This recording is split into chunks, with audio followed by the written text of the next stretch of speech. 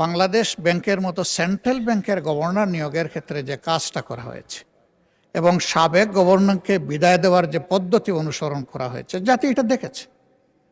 এখান থেকে শুরু করে আমি বারবার এগুলার মেনশন করতে যাচ্ছি না। এ পর্যন্ত যে সমস্ত জায়গায় পরিবর্তন এসেছে সেগুলা জনগণ এবং ডেমোক্রেসি কোনোটাই সাপোর্ট করে না।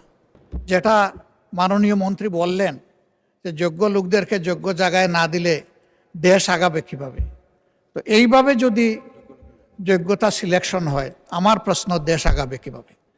যে এইভাবে সব কিছুকে পলিটিসাইজ করলে, ক্ষেত্র বিশেষে গোষ্ঠী পরিবার এগুলাকে প্রাধান্য দিয়ে আগাইলে এ দেশটা আগাবে না। আমরা তো সবাই মিলে চাই যে দেশটা এগিয়ে যাক। বাংলাদেশের বিগত সরকারগুলো যদি প্রেসিডেন্ট দেখেন, যতবার বিএনপি সরকারে এসছে, Bangladesh bank, security and exchange কমিশনে যতগুলো অ্যাপয়েন্টমেন্ট হয়েছে সবগুলো নন পলিটিক্যাল অ্যাপয়েন্টমেন্ট, সবগুলো নন পলিটিক্যাল অ্যাপয়েন্টমেন্ট, আমি ক্লিয়ারলি বলতে চাই।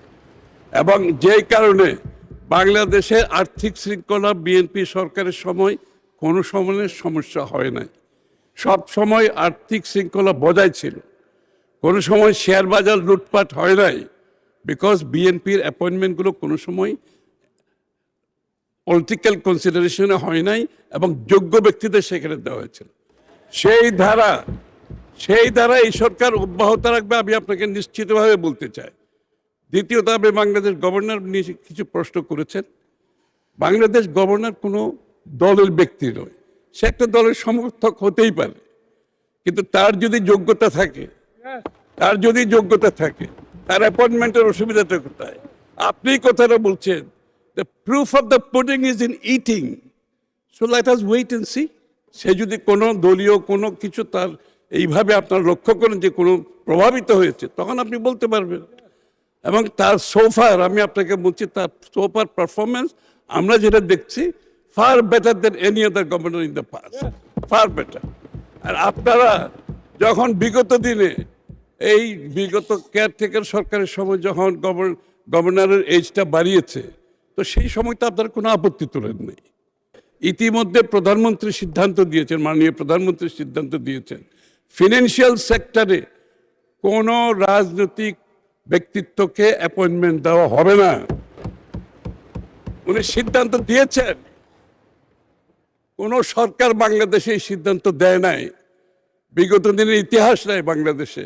মাননীয় প্রধানমন্ত্রী সিদ্ধান্ত দিয়েছেন ফিনান্সিয়াল সেক্টরে কোনো পলিটিক্যাল অ্যাপয়েন্টমেন্ট হবে না, সেই সিদ্ধান্ত উনি দিয়েছেন। এবং আপনারা নিশ্চয়ই লক্ষ্য করবেন আগামীতে যে ব্যাংকিং সেক্টরে বলেন, আর্থিক সেক্টরে বলেন, কোনো পলিটিক্যাল অ্যাপয়েন্টমেন্ট হবে কিনা। মাননীয় প্রধানমন্ত্রী কোনো ফাইন্যান্সিয়াল ইনস্টিটিউটের দলীয় লোক দেবেন না, যে সিদ্ধান্ত দিয়েছেন, যদি এরকমই হয় আমরা অত্যন্ত আনন্দিত এবং এটাকে আমি ধন্যবাদ জানাই।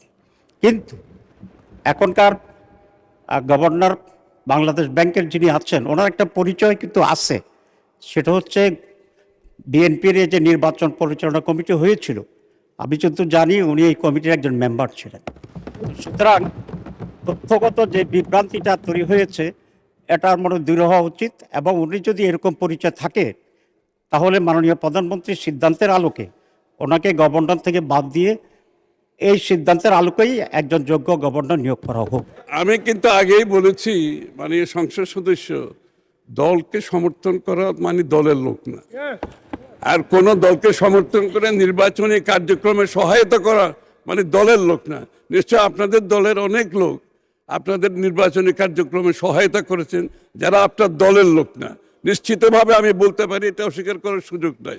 এবং আপনি এটাকে যদি দলীয় জায়গায় নিয়ে আসেন, তাহলে দলের সমস্ত দলীয় নির্বাচনী কর্মকাণ্ডে তো অনেকেই অংশগ্রহণ করেছে।